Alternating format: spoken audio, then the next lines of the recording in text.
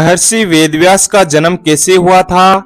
हमारी इस पवित्र भूमि पर कई बड़े बड़े ऋषियों ने जन्म लिया है, जिनमें से वेदव्यास जी एक बड़े महान ऋषि है। इनकी ना जाने कितनी सारी बातें आज भी हमारे देश को प्रकाशित कर रही है। वेदव्यास जी महाभारत लिखने वाले महान रचयिता थे। इनका पूरा नाम कृष्णद्वैपायन वेदव्यास था। वेदव्यास जी सांवले रंग के थे, इसलिए इनका नाम कृष्ण पड़ा था। वेदव्यास जी का जन्म कैसे हुआ, उनकी माता कौन थी, यह सारी जानकारी आप उनके जन्म की कहानी के साथ जान सकते हैं। तो आइए जानते हैं वेदव्यास जी के जन्म की कहानी। एक समय की बात है, उपरिचर नाम का एक राजा था। वह बहुत बड़ा धर्मात्मा और सत्यवादी था। उसने अपने तप से देवराज इंद्र को प्रसन्न कर एक विमान और न सूखने वाली सुंदर माला प्राप्त की थी। वह राजा उस माला को अपने गले में धारण कर विमान में बैठकर आकाश मार्ग में भ्रमण किया करता था। उसे आखेट का बड़ा शौक था। वह प्राय वनों में आखेट के लिए जाया करता था। उसकी रानी का नाम गिरिका था। वह बहुत सुंदर और पवित्र हृदय वाली थी। वह अपने पति को बहुत ही प्रेम करती थी। ईश्वर के प्रति उसकी बहुत बड़ी आस्था थी, इसलिए वह हमेशा भजन कीर्तन में लगी रहती थी। एक दिन गिरिका ऋतुमती हुई। 3 दिन के पश्चात जब रानी शुद्ध हुई तो राजा उपरिचर उसके साथ रमण करने से पूर्व ही वन में आखेट के लिए चला गया। राजा आखेट के लिए चला तो गया, किंतु उसका ध्यान रानी के साथ रमण करने की ओर लगा रहा। दोपहर का समय था। राजा वन में एक अशोक वृक्ष के नीचे बैठा हुआ था। उस समय शीतल और सुगंधित हवा चल रही थी। मृदुल स्वर में पक्षी गाना गा रहे थे। तब राजा का ध्यान अपनी रानी की ओर गया। वह रानी के साथ रमण करने के संबंध में मन ही मन सोचने लगा। राजा कामातुर हो उठा और उसका वीर्य स्खलित हो गया।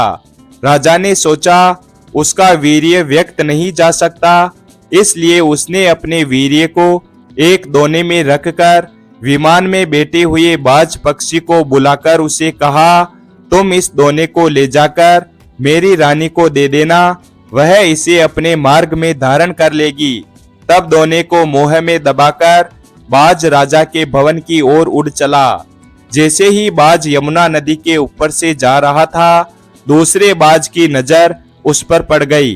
यह देखकर दूसरा बाज सोचने लगा कि बाज अपने मुख में कुछ खाने का सामान ले जा रहा है, क्यों ना मैं उसके मुंह से यह सामान छीन लूं। यह सोचकर वह बाज पहले वाले बाज के ऊपर झपट पड़ा, जिससे उस बाज के मुंह से दोना गिरकर यमुना नदी में बह गया। दोने में रखा वीर्य यमुना नदी में बह गया। तभी एक मछली की दृष्टि उस वीर्य पर पड़ी। उसने सोचा यह खाने की कोई वस्तु है और उसने उसे पानी के साथ निगल लिया। फलस्वरूप मछली गर्भवती हो गई। दास राज नामक मल्ला को वह मछली शिकार में मिली। जब घर जाकर उसने मछली के पेट को बीचों बीच से काटा तो उसके पेट से एक बालक और एक बालिका निकली। उसने दोनों बच्चों को राजा उपरिचर को भेंट कर दिया। राजा उपरिचर ने बालक को लेकर बालिका को दास राज को वापस लौटा दिया। दास राज उस बालिका को अपने घर ले जाकर उसका पालन पोषण करने लगा। दास राज ने बालिका का नाम सत्यवती रखा। सत्यवती मछली के पेट से उत्पन्न हुई थी, इसलिए उसके शरीर से हमेशा मछली की गंध निकला करती थी। इसलिए लोग उसे मत्स्य गंधा भी कहते थे। मत्स्य गंधा धीरे धीरे बड़ी होने लगी। वह बहुत ही खूबसूरत थी। रात्रि को वह अपनी नाव पर बैठकर लोगों को इस पार से उस पार पहुंचाया करती थी। एक दिन दोपहर के समय महर्षि पाराशर वहां जा पहुंचे। मत्स्य गंधा को देखकर महर्षि मुग्ध हो गए। उन्होंने कहा, सुंदरी, तुम्हें अपूर्व सुख मिलेगा, तुम मेरे साथ रमण करो। तब मत्स्य गंधा ने उत्तर दिया, महर्षि, आप यह कैसी बातें कर रहे हैं? दोपहर का समय है, आसपास लोग बैठे हुए हैं, मैं आपके साथ रमण कैसे कर सकती हूँ? महर्षि पाराशर ने अपनी योग शक्ति से चारों ओर कोहरा कर दिया। जिस कारण से कोई भी दिखाई नहीं दे रहा था। तब महर्षि पाराशर बोले, अब हमें कोई नहीं देख सकता, तुम निश्चिंत होकर मेरे प्रस्ताव को स्वीकार कर लो। मत्स्य गंधा पुनः बोल उठी, महर्षि, मैं अभी तक कुंवारी हूँ, पिता की आज्ञा के अधीन हूँ। आपके साथ रमण करने से मेरा कौमार्य नष्ट हो जाएगा, मैं समाज में लांछित बन जाऊंगी। महर्षि पाराशर ने उत्तर दिया, तुम चिंता मत करो, मुझसे रमण करने के पश्चात तुम्हारा कौमार्य बना रहेगा।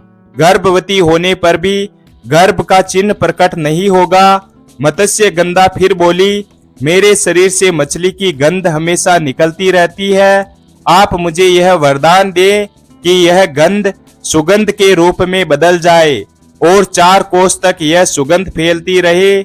महर्षि पाराशर ने कहा, तथास्तु। तब मत्स्य गंधा के शरीर से कस्तूरी की सुगंध निकलने लगी। यह सुगंध 4 कोस तक सुगंधित कर रही थी। अतः अब मत्स्य गंधा भी महर्षि पाराशर के साथ रमण करने के लिए तैयार हो गई और महर्षि पाराशर ने मत्स्य गंधा के साथ रमण किया था, जिसके फलस्वरूप मत्स्य गंधा गर्भवती हुई। यमुना के द्वीप में एक बालक ने उसके गर्भ से जन्म लिया। वह बालक जन्म लेते ही बड़ा हो गया। वह तप करने के लिए वन में चला गया। वही बालक जगत में वेद व्यास जी के नाम से प्रसिद्ध हुआ। वेद व्यास जी का पूरा नाम कृष्ण द्वैपायन था। उनका जन्म 2 द्वीपों के बीच हुआ था, इसलिए वह द्वैपायन कहे जाते थे। वेदों के पंडित होने से उन्हें वेदव्यास कहा जाता था। वेद व्यास जी हमेशा अमर है, वह आज भी धरती पर मौजूद है और किसी न किसी को दर्शन देकर कृतार्थ करते रहते हैं। वीडियो अगर पसंद आया हो तो वीडियो को लाइक और हमारे चैनल शिव भक्त को सब्सक्राइब करें और अपने दोस्तों के साथ शेयर करें।